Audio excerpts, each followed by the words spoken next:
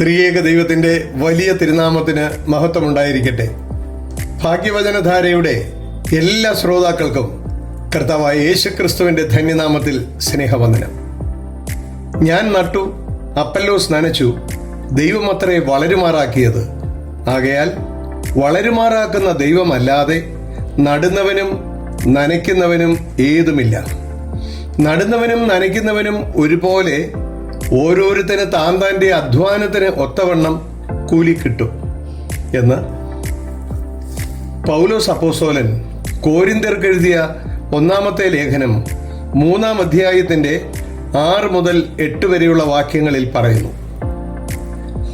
പ്രിയമുള്ളവരെ, ദൈവിക വേലയിൽ പങ്കെടുക്കുന്നവരെ കാർഷിക രംഗത്തെ ജോലിയോട് ഉപമിച്ചിരിക്കുകയാണ് പൗലോസ് അപ്പോസ്തലൻ.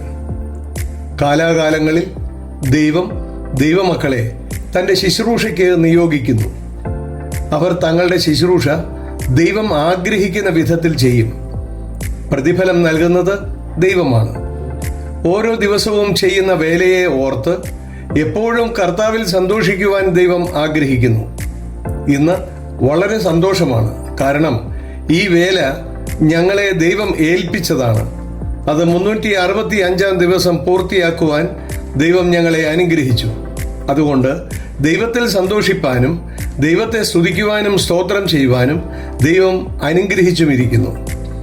103-ാം സങ്കീർത്തനത്തിൽ ഇപ്രകാരം പറയുന്നു: എന്മനമേ യഹോവയെ സ്തുതിപ്പീൻ, എൻ്റെ സർവ്വ അന്തരംഗവുമേ അവൻ്റെ വിശുദ്ധ നാമത്തെ സ്തുതിപ്പീൻ. എന്മനമേ യഹോവയെ സ്തുതിപ്പീൻ, അവൻ ചെയ്ത ഉപകാരങ്ങൾ ഒന്നും മറക്കരുത്. ദൈവം ഓരോ നിമിഷവും നമുക്ക് ചെയ്തു തന്നുകൊണ്ടിരിക്കുന്ന അനുഗ്രഹങ്ങൾക്കായി ദൈവത്തെ നമുക്ക് സ്തുതിക്കാം, സ്തോത്രം ചെയ്യാം.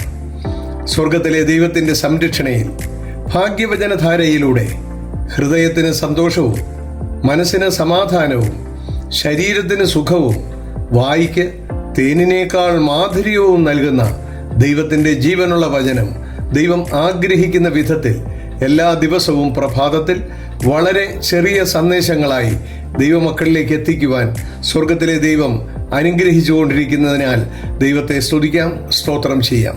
വളരുമാറാക്കുന്ന ദൈവമല്ലാതെ നടുന്നവനും നനയ്ക്കുന്നവനും ഏതുമില്ല. നടുന്നവനും നനയ്ക്കുന്നവനും ഒരുപോലെ ഓരോരുത്തന് താൻ്റെ അധ്വാനത്തിനൊത്തവണ്ണം കൂലി കിട്ടും. ഭാഗ്യവചനധാര അനുഗ്രഹപ്രദമായ വിധത്തിൽ 1 വർഷം പിന്നിടുവാൻ സാധിച്ചത് ദൈവം ചെയ്തു തന്ന അനുഗ്രഹങ്ങളാണ്. നമുക്ക് ലഭിച്ച അനുഗ്രഹങ്ങൾക്കായി എല്ലാവർക്കും ഒന്ന് ചേർന്ന് ദൈവത്തെ സ്തുതിക്കാം, ദൈവത്തെ സ്തോത്രം ചെയ്യാം. തുടർന്നും ദൈവത്തിൻ്റെ മാറ്റമില്ലാത്ത വചനം അനേകം ദൈവമക്കളിലേക്ക് എത്തിച്ചു കൊടുക്കുവാൻ ദൈവം നമ്മളെ എല്ലാവരെയും അനുഗ്രഹിക്കട്ടെ എന്ന് പ്രാർത്ഥിക്കുന്നു.